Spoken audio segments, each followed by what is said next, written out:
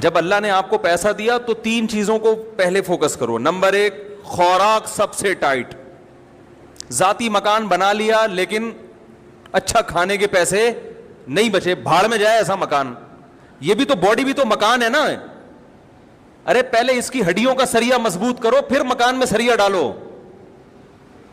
दूध पीने के पैसे नहीं है कमबख्त के पास, है भाई, कैल्शियम हड्डियों इधर कम हो रहा है, फखर इस पे कर रहा है मैंने जाती मकान बनाया, ये मकान मेरा है।